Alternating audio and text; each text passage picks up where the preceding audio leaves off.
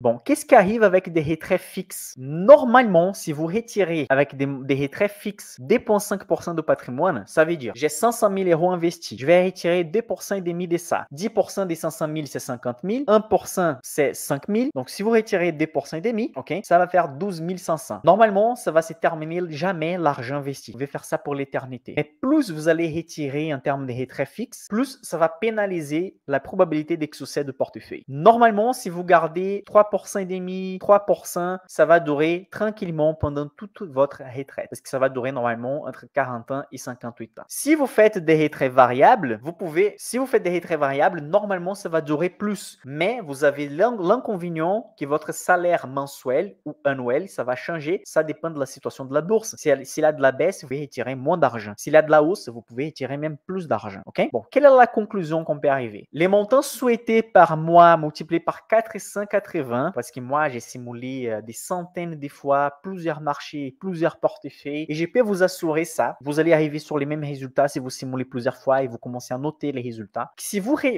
voulez, par exemple, retirer 2000 euros par mois, si vous multipliez par 480, vous allez avoir un montant d'argent que vous pouvez retirer 2000 euros par mois et ça va durer sûrement pour toute l'éternité, même si vous faites partie des malchanceux. Mais si vous voulez on suppose que maintenant, vous n'avez pas besoin que ça dure pour l'éternité. Vous voulez que ça dure minimum 30 ans. Vous multipliez la quantité d'argent que vous voulez partir par mois à la retraite par 340. Ça va donner donc dans ces cas 680 000 euros. Là, c'est sûr que vous allez avoir ces montants d'argent, 2000 euros par mois, au moins pendant une trentaine d'années, même si vous êtes malchanceux. Et bon, les calculs ici considèrent déjà les impôts, considèrent les dividendes réinvestis, considèrent déjà l'inflation. Les calculs ont été faits pour les 10% les plus malchanceux, les moins chanceux possibles. Donc, les montants que je vous montre ici, c'est vraiment pour les pires périodes de la bourse. Ça veut dire que normalement, avec beaucoup moins de ça, sur une période normale, vous arrivez à s'en sortir bien. Les portefeuilles utilisés dans la simulation, les diversifiés. Donc, pour ces résultats que je vous montre ici, j'utilisais un portefeuille qui a des sociétés américaines, des sociétés européennes et des sociétés des pays sous-développés, des pays en croissance. Voilà, maintenant vous avez les outils nécessaires, vous avez les liens dans la description de la vidéo et tout ce qu'il faut pour simuler comme vous voulez. Je compte bientôt dans un nouveau live, passer qu'un live en train de simuler avec vous et de noter certaines informations, de vous montrer quelques détails dans ces calculs-là. Vous avez des actifs américains, des actifs européens, des actifs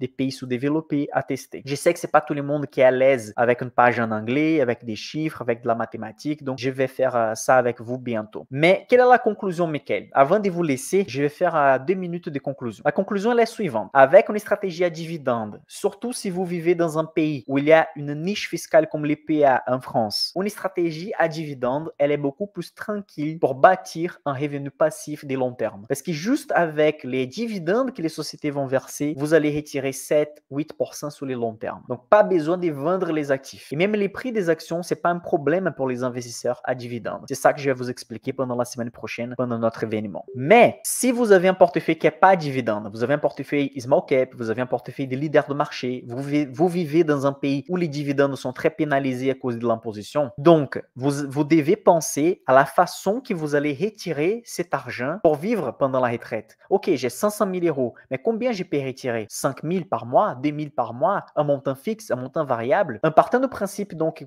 que vous n'avez pas un portefeuille à dividende et vous allez retirer de l'argent, vous devez penser si vous allez faire de manière variable ou fixe. Mais une fois que vous avez vu les résultats, vous voyez qu'il est possible d'obtenir des rentes passives avec n'importe quel portefeuille. La seule chose que vous devez penser, c'est à quel montant je peux retirer. Normalement, si vous retirez 3,5% et 4%, cet argent va durer minimum 40 ans, même si vous faites partie des malchanceux. Donc, ça veut dire que dans une stratégie qui n'est pas dividende, vous pouvez retirer 4,5% et 5% tranquillement, assez tranquillement. Mais avec une stratégie à dividende, vous pouvez arriver à 7,5%, 8%, 9%. Mon portefeuille dividende maintenant, il est à 8%. Donc, ça dépend du pays où vous habitez. Ça dépend de votre stratégie. Ça dépend si vous vous sentez à l'aise avec une stratégie à dividende ou small cap. Il y a plein de variables. Et ce que je déteste sur les réseaux sociaux, sur des youtubeurs, des blogs, des finances, etc., c'est ceux qui disent la stratégie dividende, c'est la meilleure. La stratégie small cap, c'est la meilleure. La stratégie ETF, c'est la meilleure parce que la majorité des fonds n'arrivent pas à battre les marchés, blablabla. C'est que du blabla. Ça n'existe pas la meilleure meilleure stratégie. Chaque stratégie a des inconvénients. Chaque stratégie a des avantages. Et vous devez penser, quelle est votre résidence fiscale? Combien de temps d'horizon d'investissement vous avez? Vous avez accès au PA ou pas? Est-ce que vous aimez analyser les résultats financiers ou pas? Peut-être une stratégie à ETF, ça va vous sembler,